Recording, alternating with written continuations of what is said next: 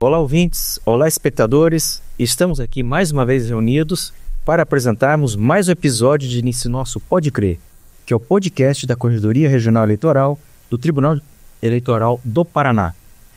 E nós sabemos que esse podcast tem como finalidade maior compartilhar o conhecimento de maneira alegre, sempre trazendo novos temas, sempre trazendo novos convidados, diversificando o conhecimento.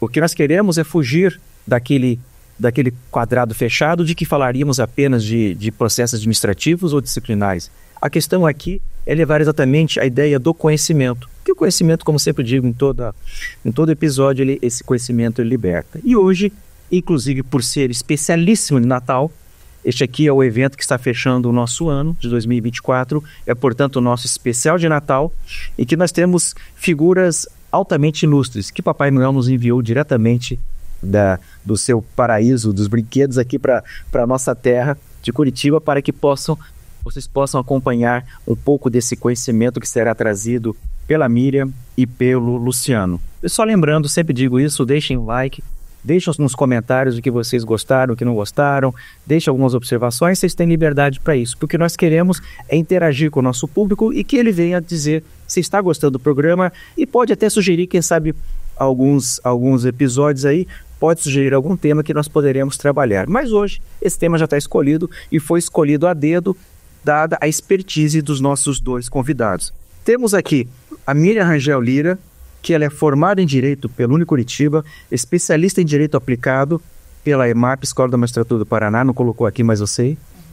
É servidora do Tribunal de Justiça do Estado do Paraná, atualmente trabalhando junto à 8ª Câmara Civil, não está aqui, mas eu sei, né?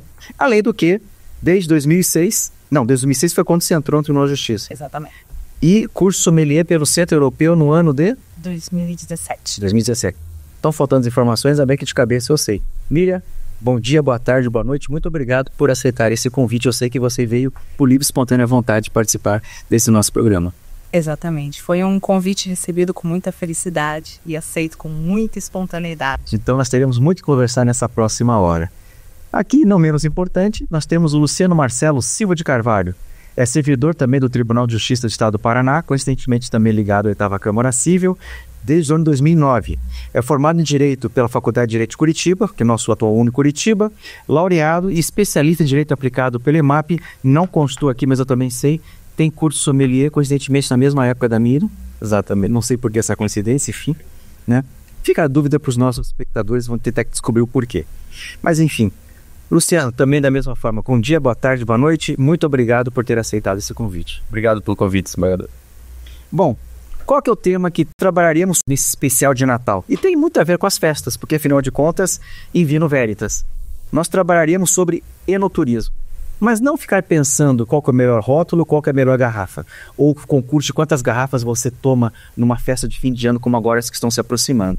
A questão é dizer o que o enoturismo pode trazer em termos de economia, em termos de turismo exatamente para um local, para uma região, para uma cidade. E aqui nada melhor do que trazer esse casal muito elegante que já rodou uma boa parte desse mundo conhecendo essas vinícolas, conhecendo alguns lugares exóticos ou exuberantes, que trabalham exatamente com a ideia da produção do vinho, da comercialização do vinho, mas vivem também do turismo que o local acaba tendo. Não sei qual dos dois quer começar comigo aqui, exatamente me trazendo a abrangência desse significado, enoturismo. Quem quer começar? Posso começar de uma forma mais coloquial, digamos assim. Podemos colocar o enoturismo como a união, né, entre a arte de degustar o vinho e o prazer de visitar vinícolas. Mas o enoturismo ele também não precisa ser só visto como uma visitação a uma vinícola, e sim toda atividade que envolve o mundo do vinho e o mundo do turismo, claro. Então, se eu vou visitar uma vinícola, eu vou fazer uma viagem, eu vou não necessariamente só numa vinícola, eu posso ir numa feira de vinho, num jantar harmonizado. Então, o enoturismo ele envolve toda essa ligação entre o vinho e o prazer da viagem, de tudo que tem essa relação com essa arte de degustar.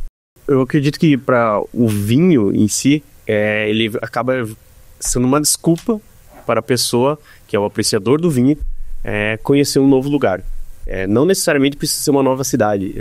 Às vezes, o amante do vinho quando ele está no início dessa degustação, ele não sabe que muito próximo dele pode ter algum lugar que traga um benefício que ele possa aproveitar.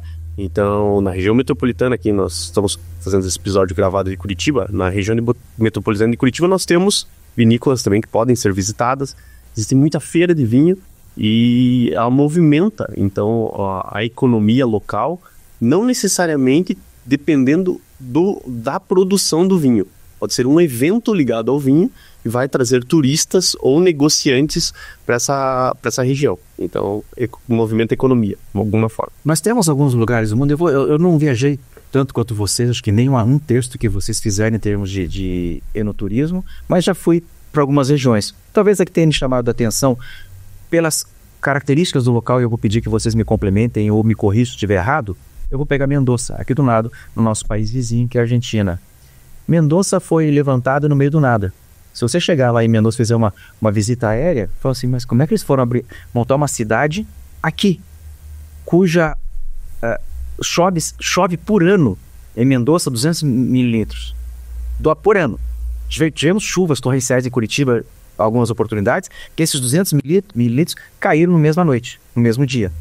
Então, como é que você vai utilizar um local em que aparentemente nada funciona, nada dá certo, onde hoje você tem uma cidade belíssima, os que não conhecem, fica aqui a dica, eu sei que no final eles vão dar dicas, mas fica a dica para conhecer Mendoza, porque é uma das mais próximas que nós temos aqui na América do Sul, que você fala assim, poxa, essa cidade no meio do nada, e olha a produção de vinho que sai ali e a qualidade desses vinhos que saem.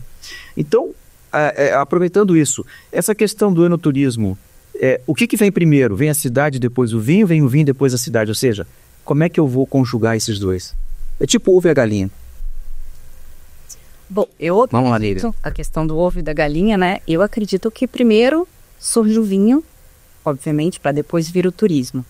Não acredito que Mendoza tenha, posso até estar errada, mas não acredito que o enoturismo de Mendoza tenha se construído a partir de uma ideia daquele lugar se tornar um foco do enoturismo.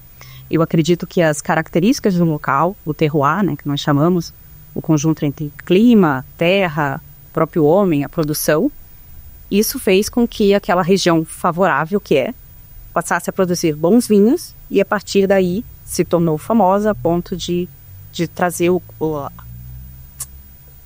a curiosidade das pessoas de visitarem o local. Então, literalmente, nesse caso, Luciano, o ovo veio antes da galinha em Mendoza.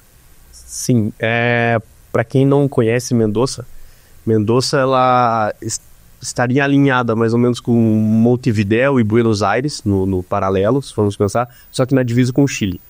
Então, por que é uma região tão desértica e chove tão pouco? Porque as correntes marítimas que vêm do Chile, elas têm que passar a cordilheira, e quando ela passa a cordilheira, normalmente bate ali, não consegue chover, e o vento passa a partir de então até chegar em Mendoza. E lá, praticamente, a nuvem não tem altura suficiente para passar a cordilheira. Então chove-se muito pouco e começa a ter umidade a partir dali novamente. E para quem não conhece a produção de uva, a vitivinífera, né, que é a uva para a produção de vinho tinto fino, que são esses mais caros, eles são... a videira precisa sofrer muito. Então, se for uma região, independente de que local do mundo, que tenha muita água, que a gente precisa para outros tipos de cultura, ela não vai sobreviver e não vai fazer um bom produto.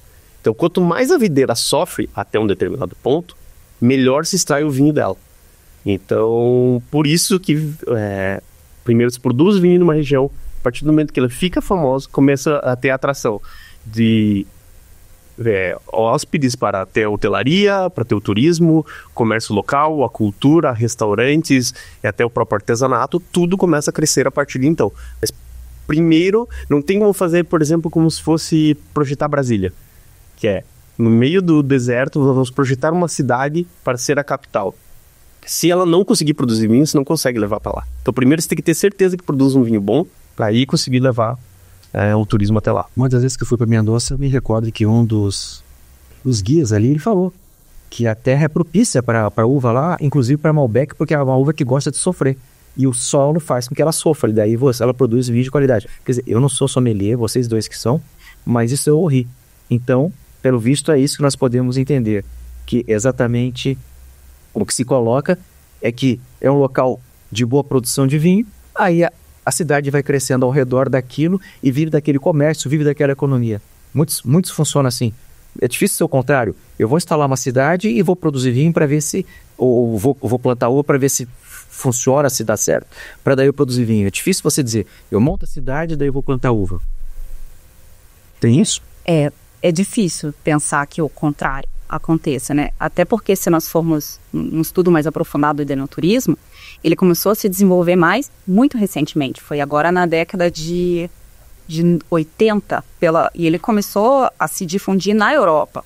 Então, quantas cidades a gente já não teve criadas antes disso, né? O enoturismo, ele é bem recente, se a gente for pensar, comparando a história do vinho. Nós temos vinho, podemos falar da criação do vinho, com vestígios, desde 8.000 a 6.000 antes de Cristo, né? O vinho surgiu ali na região da Geórgia, no Cáucaso.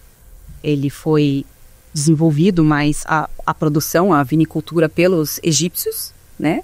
E todo o comércio do vinho se expandiu como o próprio Império Romano. Então, a produção do vinho está ligada muito à história da humanidade. E o enoturismo está muito, muito, muito recente, se a gente for fazer o comparativo há quanto tempo existe o vinho, né? Então, é muito difícil você fazer surgir uma área com interesse de enoturismo antes da produção do vinho, antes daquilo ali ser um lugar conhecido pela produção de vinho bom, né? Fique imaginando, então, quantos anos já temos de produção disso aí? Quantos anos não, vamos colocar quantos, até milênios. Sim. Se for pensar, mesmo a questão do enoturismo, não pensar como um turista, mas como um atrativo que vai em busca do vinho, sim, isso já temos daí muitos séculos, porque pensar nas negociações de vinho que aconteciam na Europa nos séculos anteriores, isso já era comum. Só que a pessoa não ia até o local do vinho para visitar no sentido de degustar o vinho de uma vinícola para passear e conhecer o hotel boutique que tem nessa vinícola. Mas ela ia até lá para negociar o vinho, comprar, saber, poder provar daquela região para ver se valia a pena. Hoje nós temos tudo de uma forma muito fácil, mas imagine quanto tempo demora para produzir um barril de vinho e esse vinho ser transportado por navios para um outro país. Então, as pessoas viajavam até lá, mas era com o intuito de negociação. Então, não era o enoturismo da forma que a gente vê hoje, que daí sim é muito mais recente. Mas mais recente hoje é uma realidade. Vocês podem me apontar, e eu vou pedir ao longo do programa de hoje, que vocês apontem regiões que vale a pena visitar na Europa, principalmente a Europa. Acho que de onde eu sei, a Europa hoje é o berço da produção mundial, deve ser a Europa. Muito embora, não sei se o início se deu na Geórgia, você falou, na região do Cáucaso. Então, nós temos aí até a América do Sul temos Chile, Brasil, Uruguai e Argentina. Acho que basicamente esses 4 países. Os principais, sim. Os outros também. Temos vinho na Bolívia. Tem na Bolívia, eu já provei, mas são muito difíceis de chegar no Brasil, porque a quantidade de produção é diminuta. E quando chega, além de... É difícil conseguir algo de uma qualidade muito grande. E quando vem algo de qualidade, aí fica muito caro. Imagina. Então, assim, fica inviável. Alguns lugares produzem. Vou fazer a projeção, a proporção daquilo que eu entendo um pouco mais, que é de café. Bolívia produz café, mas dificilmente você toma um café boliviano no Brasil. Por quê? Porque a produção ela é ínfima. Bolívia é um dos produtores de café no mundo, porém, produz tão pouco que praticamente o consumo interno. Não consegue exportar, inclusive porque talvez não tenha a própria ideia da tecnologia ou do know-how para exportação. Assim como em outros países. Também temos no Peru um café de altíssima qualidade, mas pouco se chega aqui no Brasil. Já que nós estamos falando de enoturismo, enólogo, enófilo e sommelier. São 3 expressões, são 3 conceitos, são 3 palavras que são distintas. Para o público que desconhece o significado de cada uma ou que não consegue identificar a separação, o que vocês têm a me dizer? Bom, o enólogo, começando por ele, o enólogo ele é o profissional que ele estuda o vinho sobre o aspecto da produção. Então, ele vai estudar desde o solo, clima, qual uva se adapta melhor àquele tipo de solo ou àquele clima, a produção em si, quantos % ele vai colocar de Merlot, quantos % ele vai colocar de Cabernet Sauvignon, ele que faz toda essa produção do vinho. existe uma faculdade específica, né? Quem é o enólogo, ele é formado em enologia. Basicamente isso em termos rápidos, né? Temos aqui pouco tempo. O enófilo, se a gente for considerar o eno, vinho, e o filo, que é o amigo, o enófilo é aquele amigo do vinho. É a pessoa, todo mundo que aprecia vinho. Eu sou enófila, acredito que o desembargador também seja.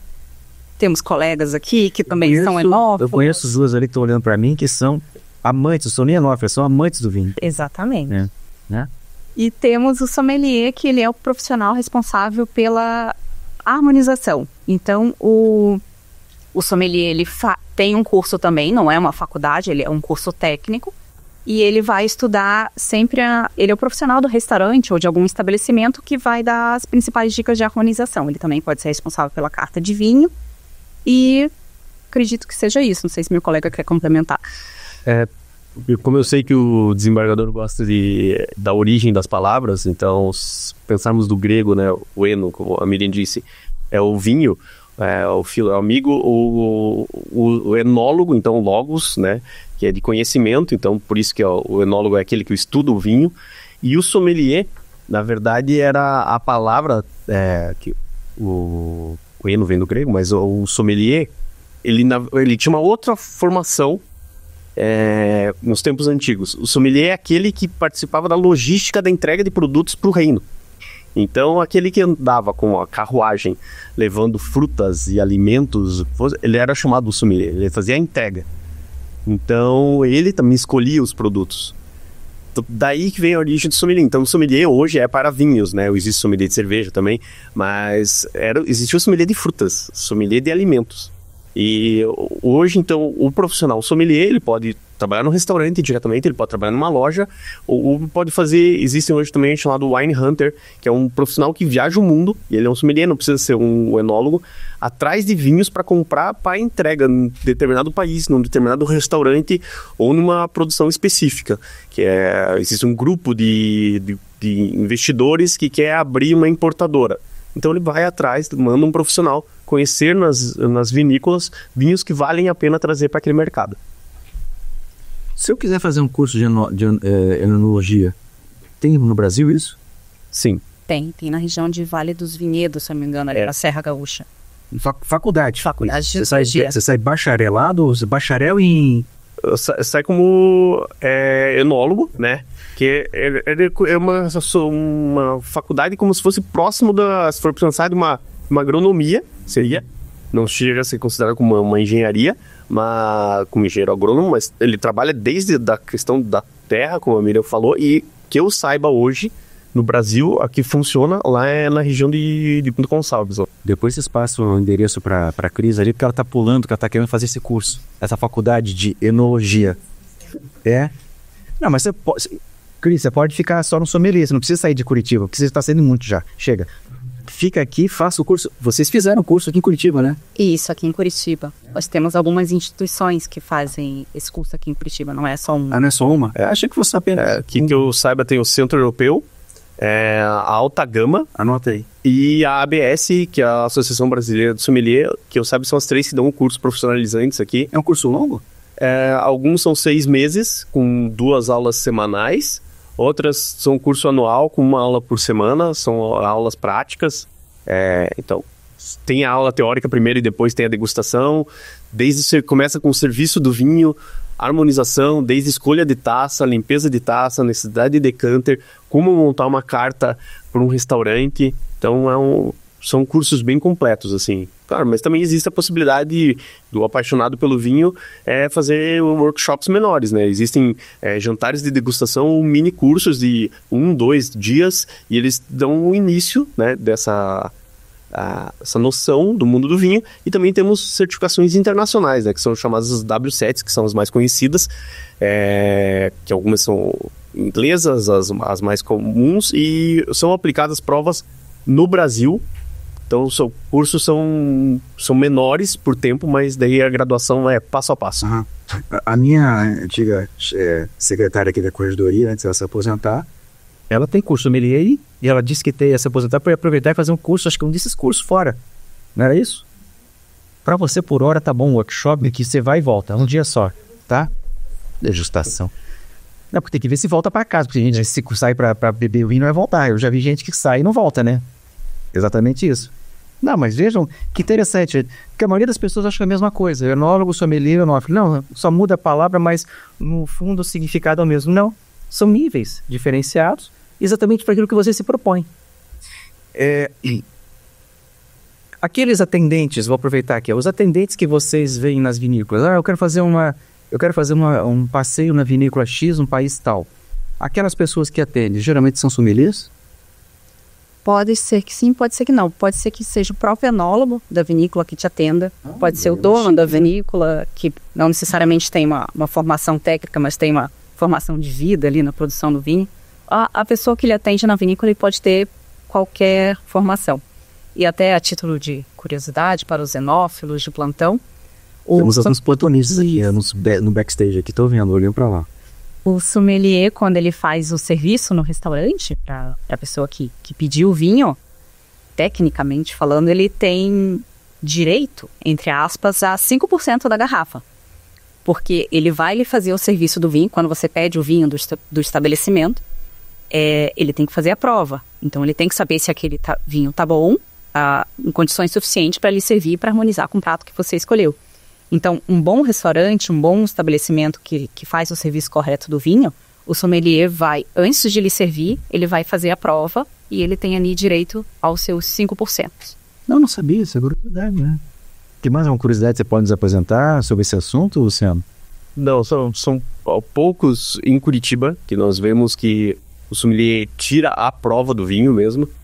Normalmente ele ele vê quem fez o pedido na mesa e vai servir, vai tirar um pouco da taça, ele vai servir uma dose bem pequena para que essa pessoa que pediu o vinho aprove para que ele sirva aos demais. Mas para ele fazer a prova antes é muito difícil em Curitiba. Que eu me lembro apenas 2 restaurantes aqui que aconteceu isso comigo, deles tirarem as provas antes de me servir. Uhum. É fato que em alguns países da Europa o vinho é considerado alimento? Sim. E esse é a principal forma que a gente pode imaginar de como o vinho é considerado pela cultura local, né? A França, por exemplo, é a maior produtora mundial em termos de volume de vinho. O maior consumidor em termos de consumo litro por pessoa é Portugal. Eles bebem em torno, cada habitante de Portugal, em média, bebe em torno de 62,5 litros. Você vai se mudar para por ano. Pode. No Brasil, nós temos um consumo infinitamente. 62 litros? Quanto é que deve por dia? Divide. Nossa. 62. 600 ml por dia? São cerca de 85 garrafas. Não, se considerar a garrafa de 750 ml. Um litro vai ser 62, é difícil fazer essa conta. Não, fiquei impressionado aqui. Mas eu conheço gente que bebe isso também aqui no Brasil. No Brasil, podemos até trabalhar para aumentar essa média, a gente tem em torno de 2,7 litros por habitante por ano. Então repita, Portugal tem quantos? 62,5. E o brasileiro? 2,7. Excelente. E o Brasil acredito que entre um dos 20 maiores consumidores. Mas será que não tem a ver também com a questão daquela história país tropical, aqui a cerveja vai bem, etc e tal? É uma questão cultural, como a Miriam disse. Essa questão de ser considerado alimento influencia em muita coisa. Porque lá é visto como um alimento, o vinho.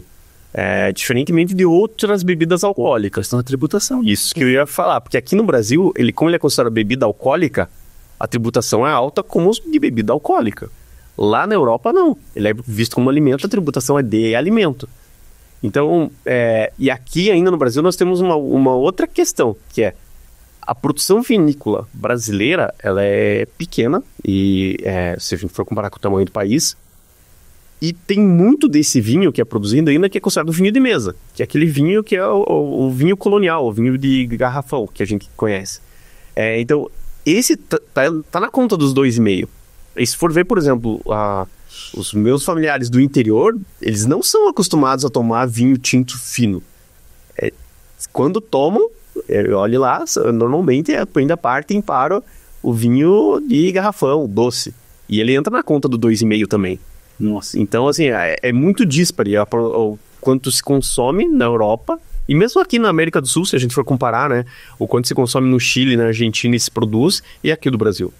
E aqui a gente não pode falar de questão tão tropical, porque o Chile ocupa grande área, a Argentina também, e eles têm um consumo porque é questão cultural.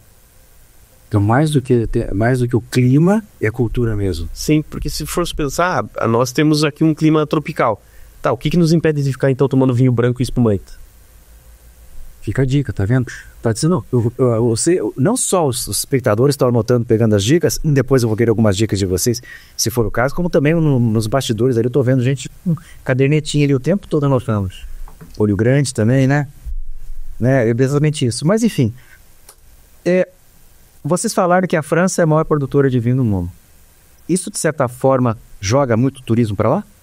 Ou será que é por causa das belezas naturais, ou por causa do país histórico como dos monumentos, dos teatros, dos museus? Ou o vinho tem uma grande participação na França? O vinho tem uma grande participação na França, não só pela característica cultural. Foi feito um estudo na França, perguntado para os franceses o que torna os franceses, né? O que faz um francês ser considerado um francês. E estavam, eu acho, se eu não me engano, nos 3 primeiros lugares. Nascer na França, falar francês, eu não me lembro o 3º lugar, mas o 4º lugar ficou beber vinho francês. Então, eles bebem vinho nacional. Eles bebem vinho nacional, é uma coisa muito chata. E, enfim, a França tem essa questão cultural, mas por tradição, claro, porque eles produzem vinho há muito tempo, eles desenvolveram muito essa questão da produção de vinhos, mas atualmente o Brasil está numa situação muito boa e a França está numa situação muito ruim. Por que eu digo isso? A França agora em 2024, ela foi acometida por uma das maiores crises. Ela teve uma produção de vinhos muito grande e uma redução de consumo. Houve uma redução de consumo mundial do vinho. O Brasil, pelo contrário, aumentou o consumo do vinho. Ele está indo meio que na contramão do mundo. Tem uma justificativa para isso, hein? A justificativa que alguns técnicos apresentaram foi a questão do público mais jovem não estar consumindo tanto vinho. Na Europa ou aqui no Brasil? Na Europa e em todo o mundo, né? Porque a queda está sendo no mundo inteiro. E por causa dessa crise do vinho recente, a França teve que fazer um investimento para destruir a produção, porque quanto mais vinho sobrando, menos valor ele tem de mercado, né? Então eles tiveram que destruir uma boa parte da produção excedente e também destruir a área de vinhedo. Eles destruíram em 2024 cerca de 4% da área de vinhedos dele. Enquanto que no Brasil, se nós formos pensar de 2019, que foi antes da pandemia para cá, nós tivemos um aumento de cerca de 11% no setor do enoturismo. O consumo de álcool no Brasil tem aumentado exponencialmente. Na pandemia aumentou bastante por N fatores. E a área de vinhedos no Brasil também aumentou. Então, estamos num cenário muito favorável para o Brasil, no enoturismo, né? O enoturismo tem movimentado cerca de 2 bilhões anuais aqui no Brasil. 2 bi? 2 bi anuais no Brasil. Temos crescimento de consumo, temos crescimento de área de produção em contrapartida ao todo o restante do mundo. Tá. Quando se fala em vinho no Brasil, o que vem em mente no primeiro momento da maioria da população brasileira? Região da Serrana do Rio Grande do Sul. Ali, né? Caxias, Bento Gonçalves, Garibaldi, enfim. Mas não é só isso que fica hoje o Brasil, né? Não é só isso. Hoje nós temos... Onde temos regiões hoje? A principal seria ali na Serra Gaúcha, o Vale dos Vinhedos. Nós temos produção de vinho em locais bem improváveis. Nós temos produção de vinho no Vale do Rio de São Francisco, no Nordeste, ali Pernambuco, Bahia. Eles têm uma produção muito boa porque eles conseguem fazer 2 safras por ano. Geralmente a uva é colhida uma vez no ano, né? Eles conseguem fazer 2. Claro que a gente entra numa questão de volume, qualidade. Temos vinho na região de São Paulo, em São Roque, São José do Rio Preto, se eu não me engano. Temos vinho no sul de Minas, junto com a indústria cafeeira. O sul de Minas está bem interessante na produção de vinhos. Temos Santa Catarina, o Planalto Catarinense ali. Saem vinhos de qualidade? Saem vinhos de muita qualidade ali eles são conhecidos como como é que é? Vinhos de altitude. Meu colega pode falar mais sobre isso. Na Serra Catarinense tem os vinhos de altitude na região de São Joaquim, que é uma região muito boa, e também ainda um outro lugar que é o Espírito Santo. Tem uma região ali que também está produzindo vinho. E no próprio Rio Grande do Sul, não só na Serra, mas na região da Campanha Gaúcha, que é a divisa com o Uruguai, também tem uma produção muito grande de vinho, e vinho de muita qualidade lá na Campanha Gaúcha. Só que não é a mais conhecida, né? Então, mas mesmo dentro do Brasil é possível fazer enoturismo de qualidade. Aqui nós temos regiões fáceis, principalmente para quem está na região sul do Brasil, para visitação, com grande estrutura. Eu acho que isso é a maior diferença que existe. Quem vai fazer viagens para conhecer vinícolas é saber se tem estrutura no lugar. Porque às vezes uma região é muito conhecida, só que não tem estrutura suficiente para chegar. Vou dar 2 exemplos que eu considero extremos, que são da França, né, que é a maior produção de vinho. Existem 2 regiões super famosas lá, que é Bordeaux e Borgonha, né? Na Borgonha estão os vinhos na média mais caros do mundo, né? Se nós formos pensar lá na região da Borgonha. Só que as regiões lá são... Os vinhedos são realmente fazendas, é algo que, comparado ao resto do mundo, parece que está um pouco parado no tempo. Porque existe a produção como se fosse uma lavoura qualquer, só que é a produção de vinho, e você chega lá, você não vê nenhuma estrutura física de porte dentro dos vinhedos para receber turistas. Porque as safras lá estão vendidas anos e anos e anos para frente. Daqui 5 anos está tudo vendido já a safra. A safra é 5 anos para frente. Então, lá eles não têm como... Eles nem se interessam a receber um público comum, um turista comum que vai lá para comprar uma garrafa. Para eles não interessa. Já está tudo negociado. Mas para que ele bolso harmonizado e nada disso na negociação? Para que eles vão gastar, investir para receber? Em compensação, Bordeaux, que é um lugar onde mais existe negociação de vinho no mundo. Bordeaux tem um museu interativo de vinho que é espetacular para conhecer. E todos os chateaus lá, que né, chateaus são castelos, eles têm estrutura para receber. Nem todos recebem de forma fácil. Não, como às vezes é mais fácil para quem vai para Argentina, Uruguai e Chile, que você pode chegar, às vezes sem agendar consegue entrar. Não, na França basicamente tudo tem que ser agendado antes, porque tem alguns não, mas esses maiores, os mais famosos, tem que, com muita antecedência tem que agendar, mas eles têm estrutura grande para receber. E daí um outro ponto que por que a França também tem, se isso envolve receber muito turista? Paris recebe mais turistas do que o Brasil inteiro. Só Paris. E então Paris, como é cultural, como a Miriam falou, é muito, muito grande esse mercado. E lá, Paris não tem produção de vinho. Em Paris. Existe do lado, ali na região de Champagne, um pouco mais para baixo, tem. Só que Paris tem a Feira Mundial do Vinho, que é feita todo ano. Normalmente ali no final de janeiro, início de fevereiro, que as vinícolas, por causa da neve, fecham ali. Janeiro é férias coletivas, como se fosse o recesso deles. Fevereiro vai começar o enoturismo lá, começa com a Feira Mundial do Vinho. E é algo gigantesco. É gigantesco. Se as pessoas conhecem aqui, por exemplo, o pavilhão de exposições do Parque Barigui, que é um lugar grande, são mais ou menos uns 6 pavilhões daquele. Cada um dedicado a um país ou uma região, alguns com 2, 3 andares. Então, assim, é uma feira gigantesca que movimenta a economia de Paris, que é grande, para um evento de 3 dias. Então, assim, hoje, na verdade, essa feira já adicionou outras coisas. Existe não só vinho, mas existe também os destilados, existe muito workshop, muito evento gastronômico, como se fosse restaurantes recebendo pessoas com pratos novos. Então, assim, movimenta muito dinheiro lá. E quem frequenta essas...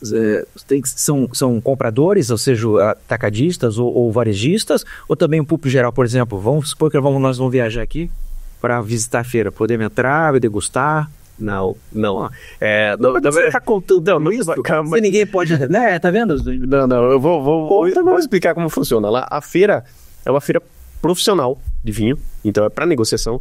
Então, basicamente, só tem 2 tipos de público. O público do profissional do vinho ou estudantes de vinho lá.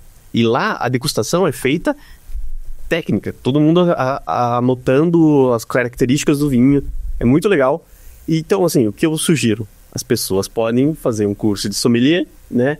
Curso de enologia, você daí tem um certificado, você se vincula a alguma empresa daqui do Paraná ou de Curitiba, de onde você for, e vai como consultor para lá, e daí você pode entrar na feira. E a feira, o valor... Você lembra quanto foi o valor? Eu acho que são... 70 euros. Acho que são 70 euros para os 3 dias. E assim, e são mais ou menos 2.500 expositores negociando vinho. Mas esses 70 euros de entrada dá direito a alguma degustação? É tudo liberado o tempo todo. Cris. É realmente, para quem é do mundo do vinho, profissional do mundo do vinho, eu acredito que é algo que, se puder, se tiver condições, tem que ir uma vez na vida. Porque é um experimento surreal. É importante, esses botos que vocês estão usando aí, valeu uma fortuna, tá vendo ali, ó? Bom saber. Deixa eu aproveitar, já que está sendo uma aula de não só de enoturismo, mas aula mesmo, por que os velhos países, ou então o mundo velho, fala de região e os jovens falam de uva? Acho que eu simplifiquei muito a pergunta, mas você entendeu, né? Sim, entendi. Primeiro a gente tem a divisão, como o Desembargador falou, dos Velho vinhos. Mundo e Novo Mundo. Exatamente, os vinhos do Velho Mundo e os vinhos do Novo Mundo. O Velho Mundo, vamos entender então os países que produzem vinho de qualidade há mais tempo. Então nós temos aqui França, Itália, Espanha, praticamente os países europeus, Portugal também. E temos o Novo Mundo, que claro se enquadra o Brasil, os países da América Latina produtores de vinho, Argentina, Uruguai, Chile. Temos também Nova Zelândia, Austrália, que são também considerados... África do Sul. Estados Unidos. Exatamente, também. Então, todos são Novo Mundo. E, então, vamos lá, diferença. Os vinhos do Velho Mundo, eles têm toda a tradição, toda a bagagem cultural envolvida neles. Então, eles classificam o vinho pelo local, porque o local do vinho é mais importante do que a uva. Eles fazem um estudo de solo há milhares e milhares de anos, né? E, mais especificamente nos séculos mais recentes. O que aquele solo pode produzir de melhor uva? Então, qual seria a melhor uva para produzir naquele solo? Por exemplo, na região da Borgonha, eles viram que as uvas que melhor se adaptam são a Pinot Noir e a Chardonnay. Então, se você fala num Borgonha tinto, ele necessariamente vai ser um Pinot Noir. Se você fala num Borgonha branco, ele necessariamente vai ser um Chardonnay. Então, temos toda a tradição envolvida, é sempre o local onde o vinho é produzido. Aqui no Novo Mundo, nós começamos depois.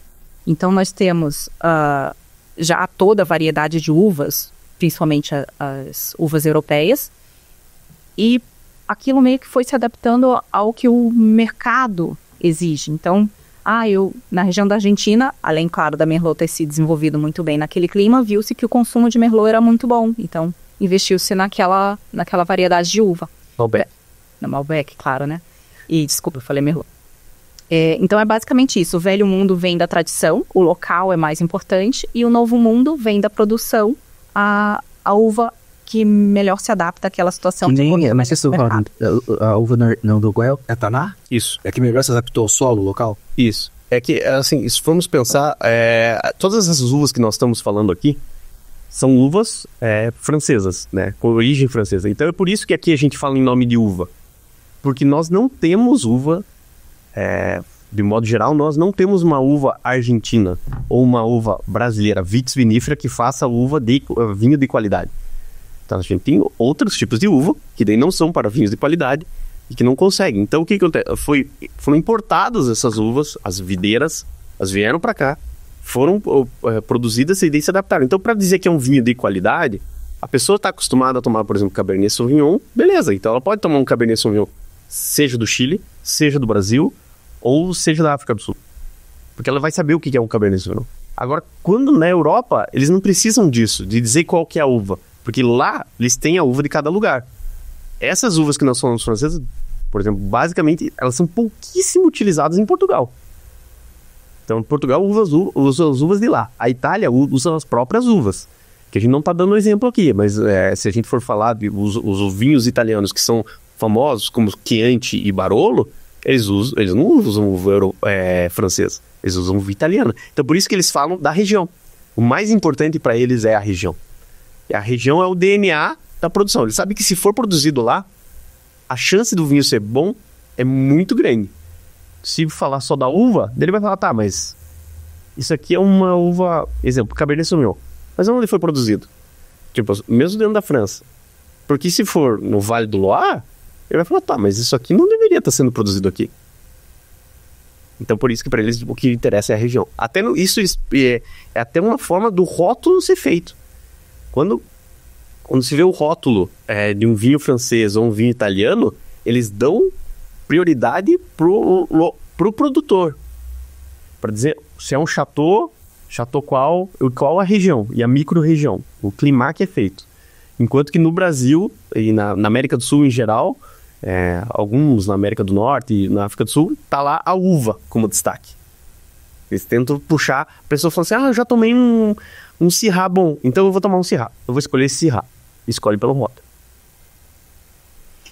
Algumas regiões do mundo tem aquele DOC, Denominação de Origem Controlada.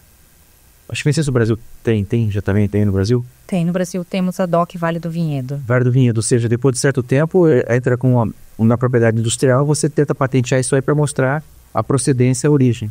Isso não surgiu no Brasil, surgiu na Europa. Surgiu na Europa, exatamente. Cada país, ele tem a sua legislação de produção de vinho. Então, nós temos o DOC, a gente fala bastante DOC, na Itália tem o DOC, Denominação de Origem Controlada. Temos o DOC-G, que além do controlado, eles colocam garantida também. Na Alemanha, a legislação é extremamente complicada também. Eu nem sei falar alemão, nem vou me atrever. Que às vezes uma garrafa de vinho alemão você consiga certamente falarei fluentemente. Depois as pessoas você consegue falar todos os idiomas depois de certas garrafas de vinho. Não quero bom, rapaz. Mas o vinho une as pessoas, né? Eles fazem as pessoas ficarem mais desinimidas. Então, temos essa legislação de vinho que varia em cada país, mas na maioria das vezes a gente pode falar em DOC, sim. O DOC é a mais comum entre todas as legislações. Então a região da Serra Gaúcha tem essa... E o DOC, na verdade, assim, ele é uma... Não basta ser... você produzir naquela região, você terá um DOC. O produtor ele tem que seguir as regras para colocar na garrafa dele, mesmo que ele esteja na região, o DOC, ou o IGT, ou o DOC-G, o que for. Que é basicamente respeitar a quantidade que ele pode produzir, que tem que ser limitada, por exemplo, quanto tempo ele tem que deixar na garrafa, se precisa envelhecimento de madeira ou não, quais uvas ele pode utilizar, em qual época do ano ele pode, por exemplo, produzir esse vinho. Tudo isso faz parte para você... É como se fosse uma legislação específica restringir cada vez mais para garantir a qualidade daquilo. E isso não vale apenas para vinho. Nós temos também regras que existem para café, com nome diferente. O mesmo DOC também é usado para azeite. Temos outros produtos, queijo. Já existe também região que tem uma garantia específica que aquele queijo é produzido daquela forma, então ele vai te garantir um mínimo de qualidade. Nós falamos muito em vinho, então a tendência das pessoas é pensar que talvez, eu digo, os que estão nos assistindo nesse exato momento, estão falando de vinho, geralmente pensa talvez o tinto seja a primeira visão, uma garrafa de tinto, talvez depois um vinho branco ou rosé. E os espumantes? Porque eu quero chegar nesse ponto porque eu queria que você falasse da qualidade dos espumantes no Brasil. Certo, os espumantes eles têm se destacado bastante os espumantes nacionais, podemos falar nacional aqui do Brasil, né? Tem se destacado bastante em termos de qualidade, né? A Serra Gaúcha tem produzido espumantes maravilhosos. Nós podemos citar ali na região do Vale dos Vinhedos mesmo, tem uma produtora que se chama Estrelas do Brasil, eu considero um dos melhores espumantes nacionais. Ela é muito pouco conhecida. Eu tinha falar? Ouviram falar Estrela do Brasil? Bastante conhecido. Nós temos a família Geise, né? A família Geise é um dos melhores produtores de espumante nacional. Em Garibaldi, Pinto Bandeira, nós temos muitas vinícolas que produzem espumante. E espumantes concorrem lá fora? Eles têm recebido bastante prêmio. São conhecidos como espumantes brasileiros de grande qualidade. Eu fico imaginando, né, para você chegar nesse ponto, o quanto que eles investiram. Uhum. Aí é aquela questão da adaptação da região. Então, por mais que conheçamos o Vale dos Vinhedos pela uva Merlot ali, um pouco de Cabernet Sauvignon, mas os espumantes, eles se adaptam muito bem àquela região, por causa das uvas que são feitas na produção do espumante. Então, realmente é algo que diferencia o Brasil. Assim, temos vinhos tintos e brancos de qualidade no Brasil? Temos. Só que para eles chegarem numa qualidade de um vinho italiano ou francês, ele fica muito caro a produção. É muito caro. Então, assim, vai ser 2, 3 vezes o custo de uma garrafa de um bom vinho europeu. Então, a pessoa provavelmente não vai estar disposta a gastar isso. E já no espumante, às vezes você consegue um valor semelhante e conseguir qualidade igual. Então, um valor muito próximo. Às vezes o brasileiro sai um pouco mais barato, às vezes sai um pouco mais caro, mas tem uma qualidade semelhante. Vocês estão falando muito assim em termos de valor, é caro, é barato. Aquela frase que alguns dizem, vinho para ser bom não precisa ser caro. Ou seja, tem pessoas que falam assim, eu quero a garrafa mais cara. Eu quero mais caro porque daí vai justificar que é o melhor vinho. Isso não é verdade? Ou como é que é? Você pode me dizer? Não necessariamente o caro vai ser bom, mas a gente também tem que ter parâmetros, porque se for pagar um vinho de R$25, também não pode esperar que ele tenha uma qualidade espetacular. Esse também você tá chutando o pau da barraca. Mas o que eu posso dar como exemplo para pessoas que não conhecem vinho, é assim, eu posso comprar um vinho, por exemplo, de R$80 e ele ser bom? Posso. E se eu comprar um vinho de R$800, ele vai ser 10 vezes melhor? Não necessariamente 10 vezes melhor, pode ser que não seja melhor, mas existe essa diferença, às vezes, entre um vinho de 80 e de 800. Existe uma grande diferença entre eles e, às vezes, é perceptível. Talvez não seja 10 vezes melhor. Agora, uma garrafa de vinho de 800 para de 8.000, ele não vai ser 10 vezes melhor. Aí tem muita coisa ali envolvida. O nome do produtor, a escassez, a fama, tudo isso está embutido naquele preço. Então, eu não acredito que um vinho seja 10 vezes melhor que o outro. Mas a gente também não pode querer comparar um vinho de 80 com um vinho de 8.000. Então, assim, existe vinho para todos os bolsos. Isso eu posso dizer, garantir vinhos de qualidade. Só que nós temos uma percepção.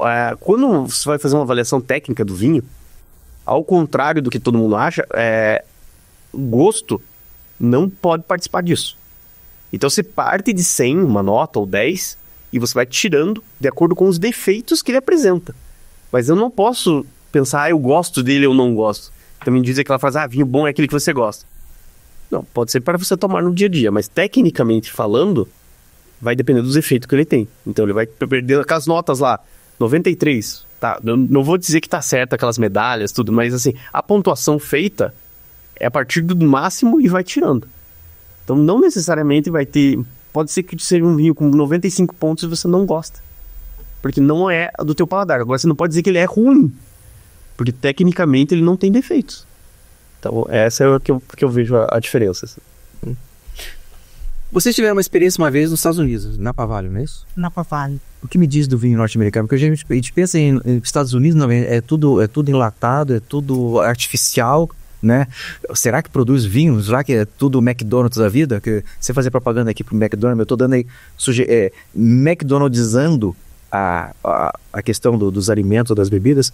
É possível um vinho de qualidade nos Estados Unidos? Sim, eles têm feito vinhos de bastante qualidade. Os Estados Unidos é o maior consumidor mundial do vinho. Temos Portugal como o maior consumidor por habitante. Estados Unidos, se formos considerar termos de área e população, ele é o maior consumidor em termos de volume, né? É muita gente consumindo. E eles têm algumas regiões que têm se destacado, sim, de qualidade. Temos a região de Napa Valley, ali perto de São Francisco, acima de São Francisco. Temos a região do Oregon também, está produzindo muitos vinhos interessantes de Pinot Noir. Então, o Novo Mundo, ele está se desenvolvendo bem. Nós temos vários produtos, ali em Napa Valley, temos uma vinícola do Robert Mondavi, que é um produtor americano, e ele se uniu com um francês que chama... Não vou lembrar. Eles têm produzido vinhos de excelente qualidade ali na região do Napa Valley, sim. E aqueles vinhos mais, até nas regiões mais, vinhos exóticos ou regiões exóticas? Por exemplo, eu vou falar aqui, mas sem muito conhecimento de causa. Líbano, Israel, algum outro que vocês possam me acrescentar nessa minha relação? República Tcheca, não sei se tem ou não.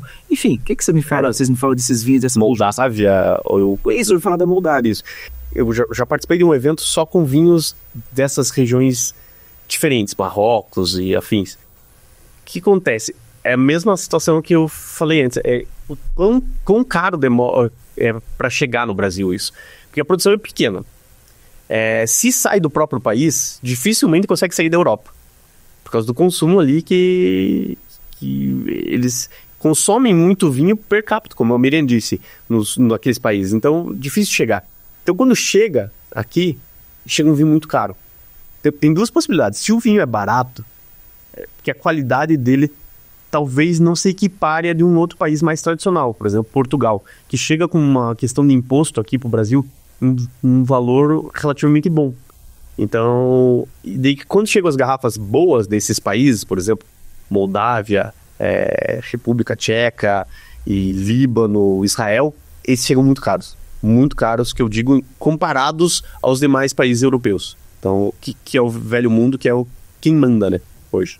É diferente, você vai achar, vamos fazer uma rodada de vinho libanês aqui, ou vinho israelense, alguma coisa assim, né? Vai. Nessa questão das regiões, não é possível dizer o melhor vinho na somatória. O melhor vinho será não uma garrafa, mas eu digo a produção mais homogênea, onde você tem vinhos de melhor qualidade. Entenderam? Porque você pode pegar vinho. Eu conheço gente ali que toma sangue de boi todo dia, né? Mas vinhos de melhor qualidade numa perspectiva assim homogênea. A região toda, se fizermos uma média, produz um vinho de boa qualidade. França, Espanha, Portugal, Itália. Posso? Pode. Então, não quero colocar vocês não. É muito difícil, porque pensei que vai ter uma região do país que não vai ser boa, né? Então, por isso que eu falei, na média. Na média, o que dizem assim, quando a gente começou a estudar vinho, você começa a estudar vinho, você gosta do que for ali no início, escolhe alguma coisa que você vai evoluindo, e daí dizem que até você chegar no vinho francês. O vinho francês seria o suprassumo de tudo.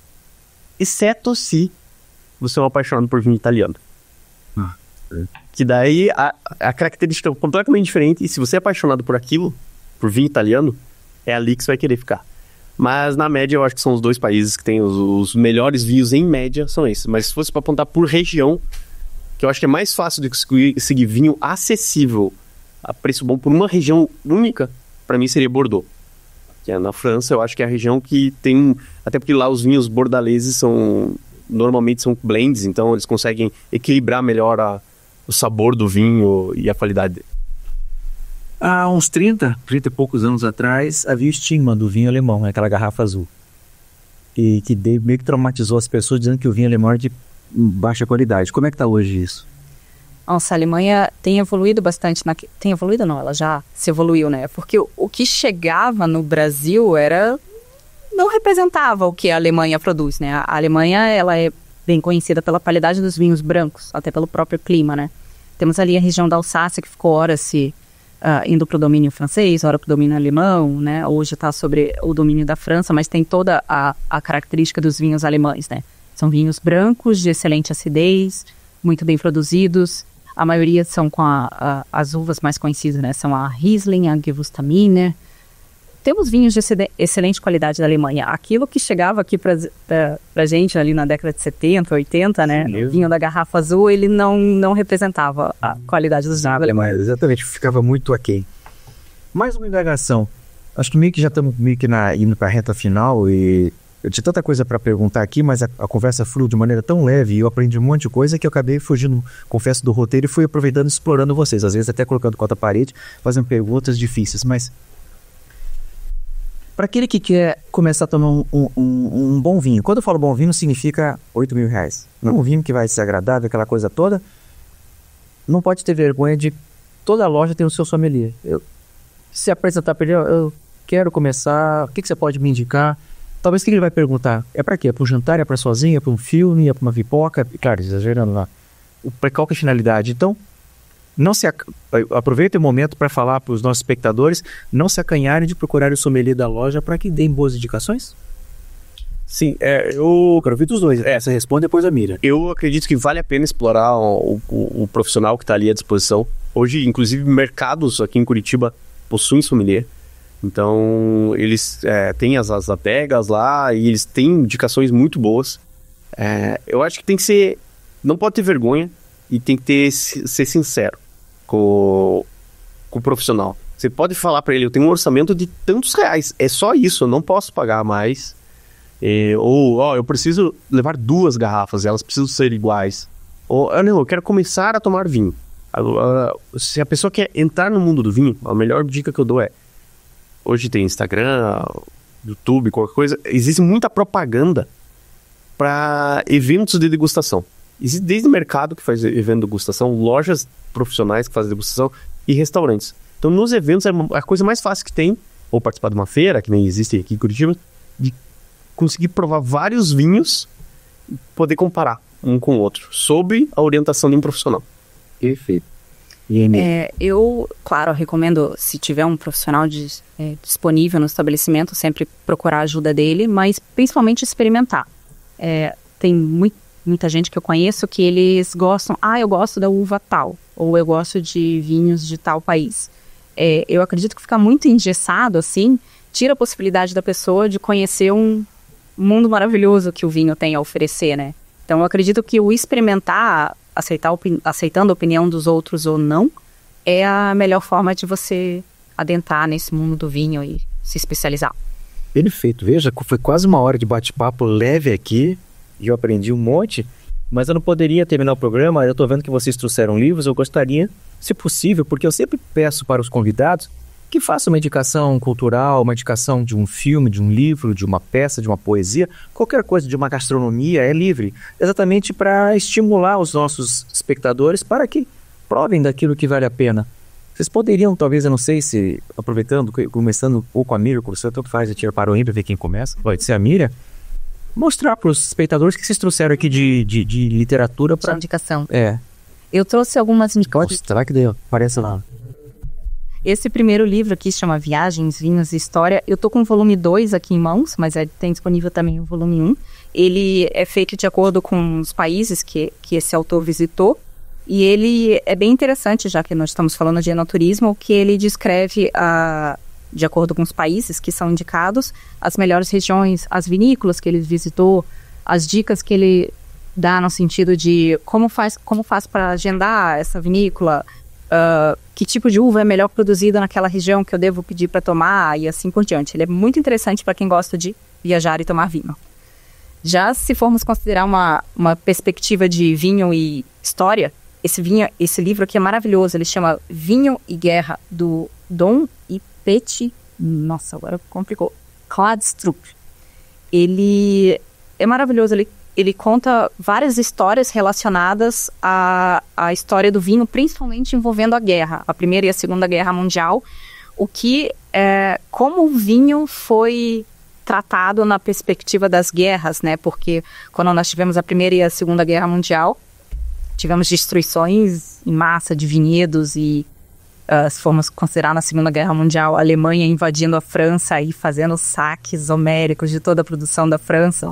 Tanto que quando teve a queda da Alemanha e foi invadido ali o ninho da águia, né, do Hitler, foi descoberto milhares e milhares e milhares de garrafas de vinhos espetaculares franceses que ele saqueava e guardava ali para ele, para tomar ou para prejudicar, não saber. Espero que não devolvi para a França. A França recuperou.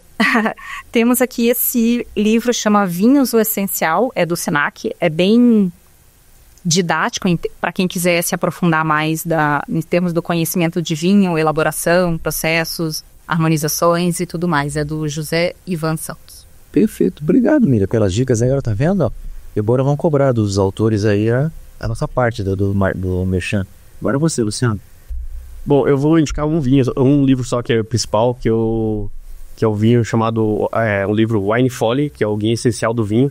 É um vinho mais é um livro esquematizado, então ele tem harmonização, ele mostra mapa com cor, tipo de taça, como que se deve degustar cada vinho. Então, para quem quer começar uma análise mais técnica de vinho, de forma bem didática e esquematizada, esse livro aqui é muito fácil. Então, eu indicaria esse livro como principal no mundo do vinho. Olha, foi completo. E agora, confesso que é a última mesmo, porque isso aí eu recebi da produção, os bastidores ficam só mandando mensagem, eu recebi ali, estão me olhando feio, que eu tenho que fazer essa pergunta para vocês.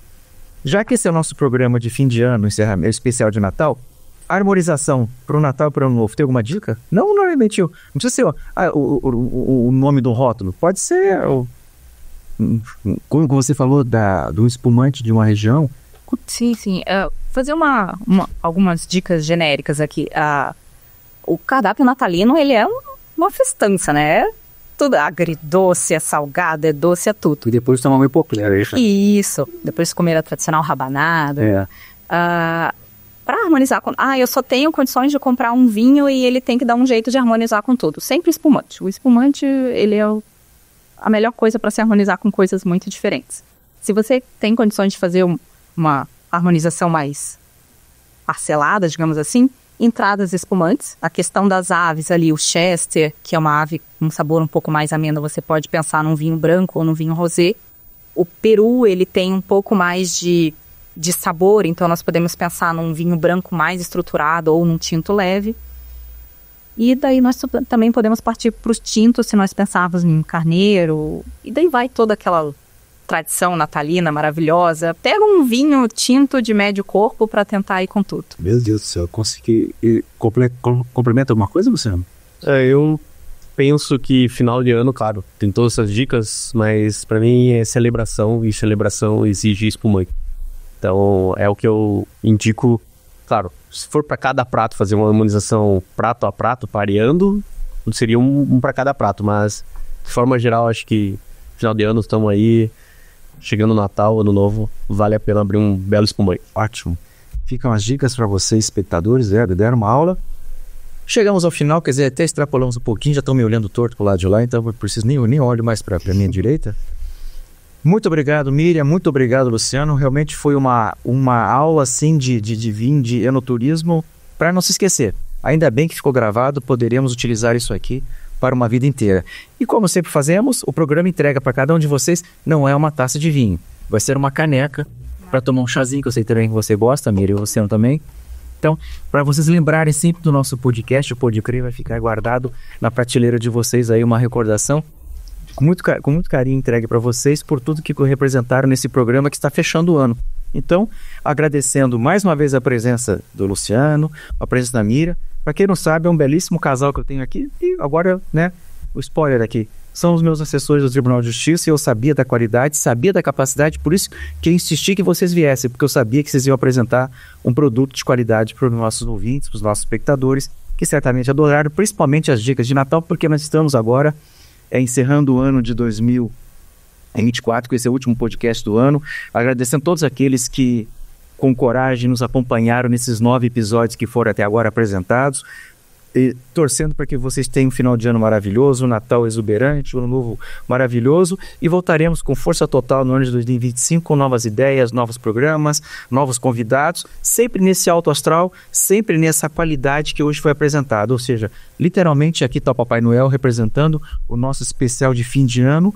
Muito obrigado por aqueles que nos acompanharam e continue nos acompanhando. E claro, não posso encerrar sem fazer os agradecimentos àqueles que nos bastidores trabalham conosco e nos dão todo esse suporte para que tenhamos esse sucesso desse nosso podcast. Idealização e roteirização Cris Galperin e Cláudia Bevilacqua. Identidade visual Pedro Navarro e Thaís Furma. Produção Lume Yoshi no com N de nariz, né, Cris? Bernardo Gonzalez e Lamartine Lima. Sonorização Bernardo Gonzalez e filmagem e edição Lamartine Lima. Muito obrigado pelos que nos acompanharam. Se gostaram, deixem um like. Se não gostaram, indiquem para os inimigos. E que tenhamos um final de ano super agradável. Estaremos aí reunidos no próximo ano com novas ideias, novos convidados. Muito obrigado e um Feliz Natal para esse casal exuberante que nós tivemos aqui a apresentação de hoje. E um excelente ano novo para vocês.